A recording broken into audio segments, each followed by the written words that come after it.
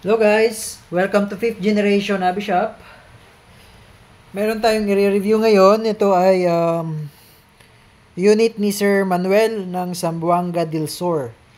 Okay, the Umarex Glock 17 airgun. This is the pellet version po ng airgun. Okay, so kung napapanood nyo po yung ating previous video ng Umarex Glock 17, yun po yung Umarex Glock 17 airgun na steel BBs version.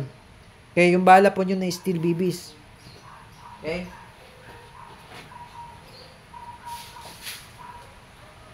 So, bali ito guys, meron na po tayong available na pellet version ng Umarex Glock 17.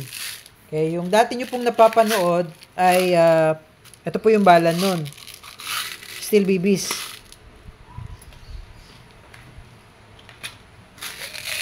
So, ganito po yun, yung Steel BBs version. Yan, Steel BBs version. Yung una nating videos. Ngayon, meron na po tayong pellet version. So, bali ito po yung pellets.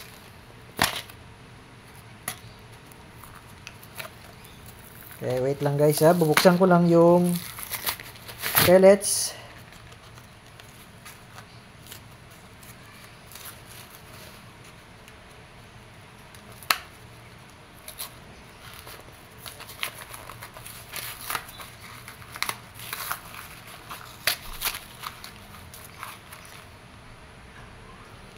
Okay, so ito po yung pellets. Yan po yung pellets. Okay, yan po yung pellets na tinatawag. Ito naman po yung BBs. Steel BBs. Yan, yung bilog na bulitas. Yan. Okay. So, yung mga napanood nyo pong previous video namin, yun po yung Glock 17 na Steel BBs version. And then, meron na po tayong available ngayon na Glock 17 pellets version. So, this is caliber 177 pointed pellets, which is unit ni Sir Manuel ng Zamboanga del Sur. So, bagong dating lang po ito guys, na unit.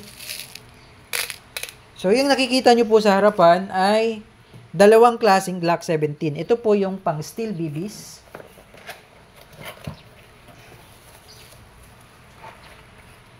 This is the Glock 17 Gen 3 na steel BBs. Yan po yung magazine niya. Ayan, yung pang steel BBs. Now, ito yung unit ni Sir na Glock 17 Gen 5. This is the Gen 5. Ayan. So, magkaiba po yung texture, tsaka yung design ng slide, pati yung sa grip. Ayan. This is the Glock 17 Gen 5 na pellet version. Ayan. So, meron siyang CO2. Tatanggalin ko yung CO2, sir, para lagyan ko ng bago na CO2. Okay? Para alam nyo po kung paano paano ilagay. Kasi tinest namin siya, kaya may CO2 pa siya. Kaya hindi ko pa natatanggal. Okay? So, ito po yung Glock 17 Gen 5 na pellet version. Ito po yung bala nun. Pellets. Yan yung pellets. 177. Caliber 177 pellets. Okay? Belt type po siya. So, ibig sabihin, ito yung pinaka-belt niya. Dito po, nilalagay ang bala. So, this is 21 rounder. 21 rounder capacity po. While dito naman sa steel BBs, this is 18 rounder. So, kung mapapansin nyo po, magkaiba po yung magazine niya. Ayan, magkaiba. Okay? Blowback din siya. Ayan, blowback din siya. Pero, hindi siya nag-open chamber. Parang ganito. Hindi siya nag-open chamber pag wala ng bala. Kasi po, belt type kasi siya. Eto, nag-open chamber kasi meron siyang parang follower eh. Ayan eh. Iba kasi mag niya. But this one, hindi siya nag-open chamber. Kasi belt type po yung magazine niya. Okay, pero ang bala niya ay pellets na. While this one is BBs. Okay, this is the Gen 5 Glock 17 na pellet version. Okay? So ngayon, tatanggalin ko lang yung CO2, then maglalagay tayo ng bagong CO2. At ituturo ko rin sa inyo, sir, kung paano ang paglagay ng pellets. Then mamaya, itetest natin dito sa lata. Okay? Okay, so natanggal ko na yung CO2. Okay, so ngayon, sir, lalagyan natin siya ng CO2. So bali, ito pala yung mga kasama ng ating unit. Bali, mayroon siyang kasama 5 piraso nito. Ito po yung CO2 cartridge. Ito yung pinaka-propellant niya. Ito yung hangin. Ito yung air. Ito yung CO2. Yan. This is 12G na non-threaded. 5 pirasong ganito. Tapos, meron po siyang kasamang pellets. This is Daisy brand. 250 shots. Okay, 250 shots na pellets. Kasama na po sa unit yan. Kung gusto niyo po, sa mga gusto mag-avail, kasama na po sa unit ito. Yun po yung full package. Ngayon, may order pa si sir na 2 cans ng pellets. So, bali ang matatanggap nyo po, sir, ay 3 cans na. Okay? And then, meron din po siyang kasamang oil, silicone oil. Ngayon, yung oil, sir, magagamit nyo po ito dito sa may bulb. Yan. Bago po kayo maglagay ng CO2, lagyan nyo po yung part na yan ng oil. Konting oil lang. Yan.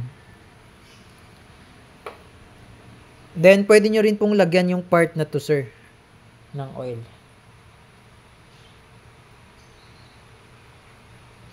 Kasi may rubber yan. Okay? So now, paglalagyan mo siya ng CO2, slide mo lang tong mag base. Tapos, lagay tayo ng CO2. Ayan. Then, meron po siyang kasamang Allen. Then, lalak na natin. Okay? So, kailangan po mabilis. Ayan. Tapos, pigilan nyo yung CO2, sir, para hindi umikot. Okay? Saktong higpit lang po. Wag nyo pong higpitan ng todo. Saktong higpit lang. So, ayan po. Wala siyang singaw. Then, balik lang natin yung mag-base.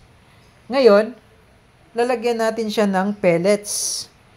Ito po ay 21 rounder pellets. So, 21 po ang capacity niyan. Okay?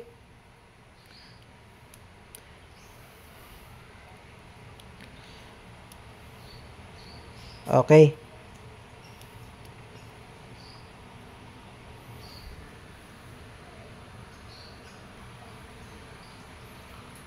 Okay, so ngayon, sir, maglalagay tayo ng pellets.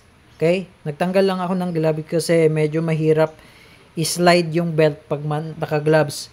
Okay, so kung mapapansin nyo, sir, meron siyang lock. Ayan, meron siyang lock. Itong, yan may arrow. May lock yan. Kabilaan yan. Okay, kabilaan. Ngayon, pag maglalagay kayo ng pellets, i-press nyo po ito. No, i-press nyo po ito. Yan. Press nyo po yan. Tapos, dito kayo maglalagay ngayon ng pellets. So, bali, ito yung pellets natin. Yan yung nose. Ito naman yung head. Diba? Yung nose yung nakaharap sa'yo. Facing na ganyan, sir, no? Facing na ganyan. So, bali, ito yung nakaharap sa'yo. So, bali pa ganyan po. So, again, ulitin ko po, sir, no? Pag maglalagay po kayo ng pellets, di ba, ito yung mag. Diba yan? Ngayon, sa likod niyan, doon po kayo maglo-load. Ito yung harapan. Sa likod po, doon po kayo maglo-load. Tapos, pag maglo-load kayo ng pellets, press nyo po ito. Ito. Yun, yung parang lock. Press nyo po yan. Yan, press nyo po. Tapos, dito kayo maglalagay ngayon ng pellets. Ito po yung nose, yung may butas, tapos ito yung head. Yung, tawag na to, yung pointed. Yan, pointed. Yan yung head. Ngayon, ipapasok nyo siya dyan. Yan. So, ang gagamitin nyo pong pellets, kailangan po, yung haba ng pellets ay sakto lang dito sa belt. Huwag po yung lumalagpas dito sa belt. Kasi pag lumalagpas po dyan sa belt, diba yung belt? Yan. Pag lumalagpas dyan yung pellets, pwedeng sumabit. So, kailangan, yung pellets na gagamitin nyo, sakto lang dyan. Do sakto lang naman din yung ginamit nating pellets. So, bali lalagyan natin siya. Yan. So, bali ito po yung, dumi ng kamay ko. Ito pala yung nose, tapos ito yung head. Bali yung butas, yan yung nakaharap. Yan. Yan. Tapos, pag i-slide nyo siya, tulak nyo lang yung dito part, tutulak mo siya, then alalay mo lang siya dito sa kabila. Yan, tutulak mo lang din. Yan, kasi belt siya eh. Ayan. Hanggang sa malagyan mo siya lahat. Yan, ganun lang po. Then, once na puno nyo na yan, lalagyan natin, no? 22 eh. Ay.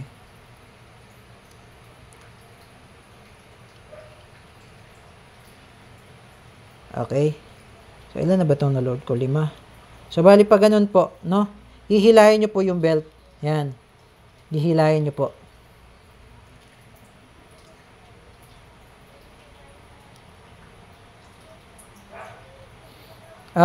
Ang hila po ay pwede namang counter, pwede ring pero mas maganda counter. No? Mas maganda counterclockwise. Yes, counterclockwise ang hila, no? Pag ganun, sir. Yan, pag ganun kasi maaalalayan mo yung isang part ng belt. Yan, counterclockwise ang hila. Yan, pag ganyan. So, lagyan natin siya ng punuin natin. Okay?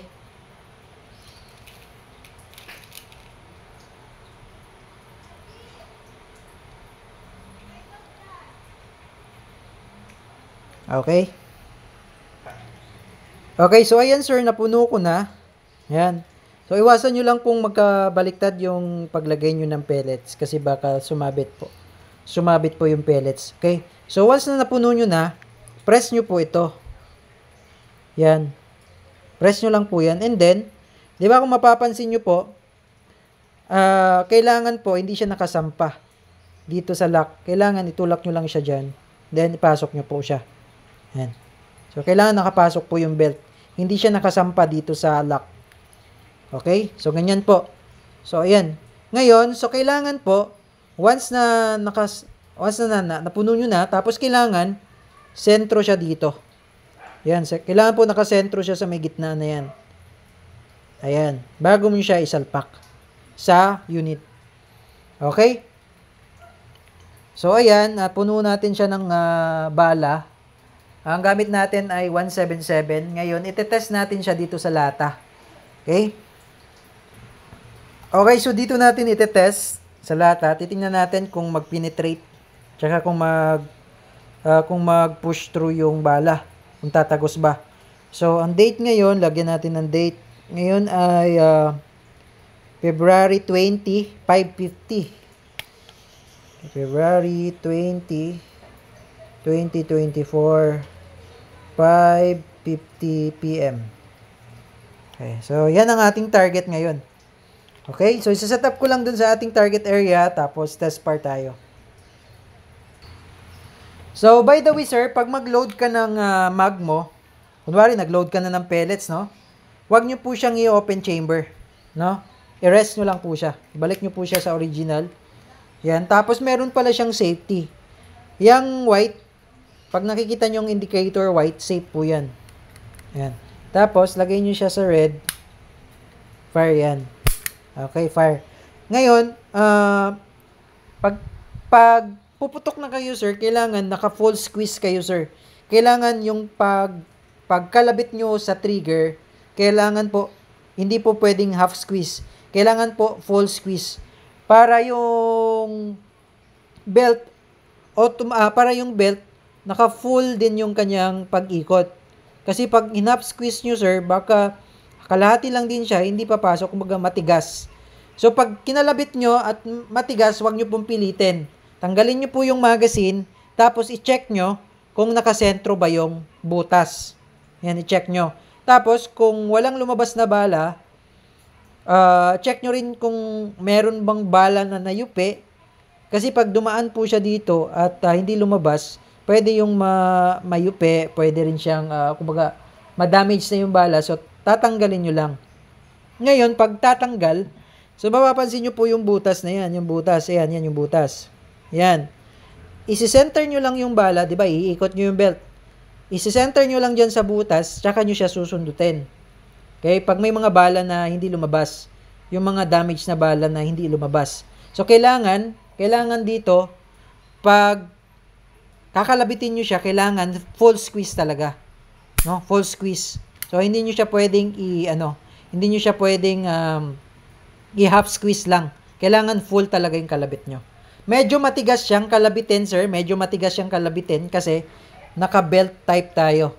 Okay? Belt type yung ating magazine. Okay, so with force lang yung pagsalpak, sir, no? With force, yung pagsalpak ng mag, kasi baka malaglag pag medyo mahina. Yan. So, kailangan medyo malakas lang, sir. Okay? Yan, pag ganyan. Okay? So, ngayon, testing tayo. This is your Glock 17 Gen 5 pellet version. Yun yung markings. Yan. Glock 17 Austria. Fully licensed by Glock siya. Yan. By Umarex. Umarex brand. Sa kabilang side naman, ito yung design. This is Gen 5. Yan, Gen 5. Okay, so ngayon testing tayo. Set up ko lang yung ating camera. Okay, Sir Manuel of Zamboanga del Sur, yun po yung ating target. Yung nilagyan ko ng date kanina, tsaka time. Ngayon, titingnan natin kung mabubutas niya ba. Okay, kasi pellet siya eh. CO2 powered.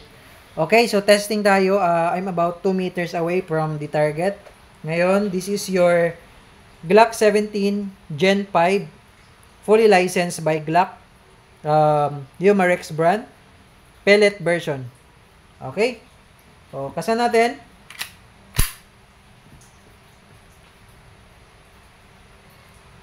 Firing. Okay, so titingnan natin kung ano yung damage.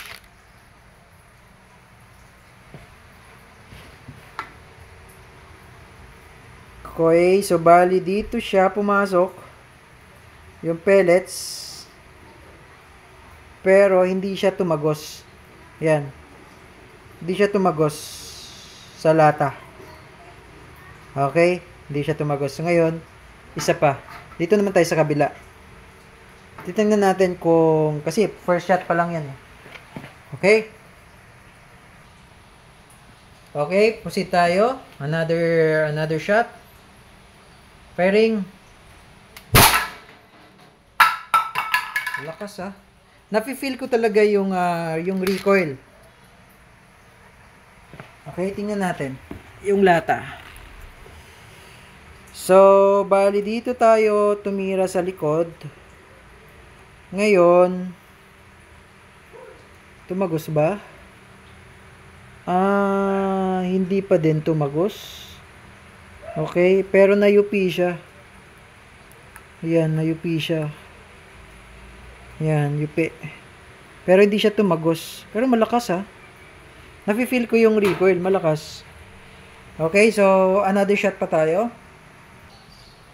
Okay, firing.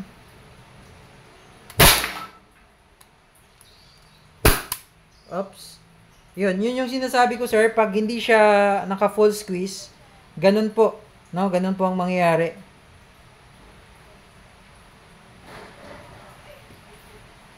Okay, firing.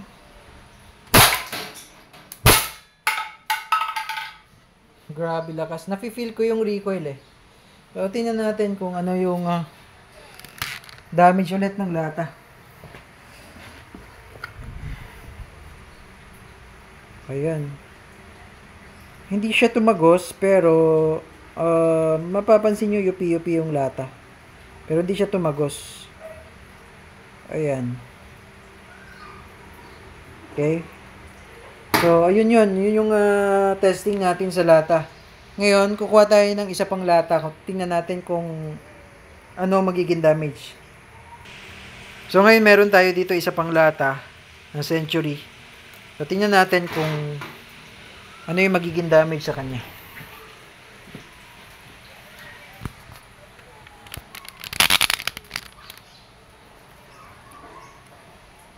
Okay. Firing. Oh, di ko tinamaan. Isa pa. Firing. Okay. Tingnan natin. Butas yung lata. Pero hindi siya tumagos. Pero butas. Yan. Nandun sa loob yung bala. Yan yung bala. Yan. Pero butas. Butas yung lata. Okay. So malakas din. Pellets. Yung bala niya. So pwede po kayong gumamit ng pointed. Okay, pointed na pellets. So, ayan, Sir Manuel, hindi ko na po inubos yung bala kasi sayang eh. Bali, i-release ko po yung CO2 nito, sir, kasi ita-travel natin siya. I-release ko yung CO2. Tapos, yung CO2, sir, mag-stock lang kayo ng CO2 within 24 hours. So, kailangan pag sinalpak nyo yung CO2, within 24 hours, kailangan ma-release nyo na yung CO2. Okay? So, yun naman po, sir. Sir Manuel Barrientos of Zamboanga del Sur. If you have more questions, sir, message lang sa aming Facebook page. Again, this is the Glock 17 Gen 5 pellet version by Umarex, fully licensed by Glock. If you have more questions, sir, message lang sa aming Facebook page. Yun lamang po. Thank you and have a nice day.